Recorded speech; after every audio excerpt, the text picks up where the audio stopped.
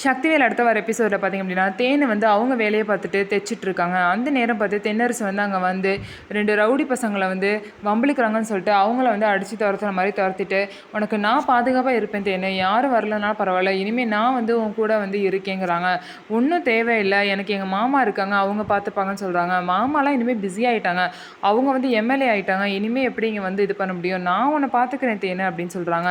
நீ உன்னோட நடிப்பை வந்து என் குழந்தை கூட ஏற்றுக்காது, நீ நடிச்சிட்ருக்கன்னு எல்லாத்துக்கும் தெரியும், தேவையில்லாமல் உன் நடிப்பு கொண்டுலாம் இங்கே வராத, கிளம்பு இங்கேருந்து அப்படின்னு சொல்கிறாங்க. நீ என்ன சொன்னாலுமே நான் நம்ப மாட்டேன் அப்படின்னு சொல்லிட்டு தென்னரசுக்கிட்ட வந்து தேன் வந்து சொல்கிறாங்க. தென்னரசும் பார்த்திங்க அப்படின்னா சரி நான் கிளம்புறேன்னு சொல்லிட்டு வெளியே கிளம்பிடுவாங்க. அப்போ பார்த்திங்கன்னா சங்கர் வந்து தென்னரசை, என்ன பார்த்த மாதிரி இங்கே வந்துட்ட போல், நீயே ஆளு நடித்து நீயே அடிக்கிற மாதிரி பிளான் பண்ணியிருப்ப, அதனால அப்படியே இங்கே வந்து நடிச்சிட்ருக்கியா, நீ என்ன நடித்தாலும் இங்கே யாரும் உன்னோட நடிப்பை நம்புகிற மாதிரி இல்லை அப்படிங்கிறாங்க.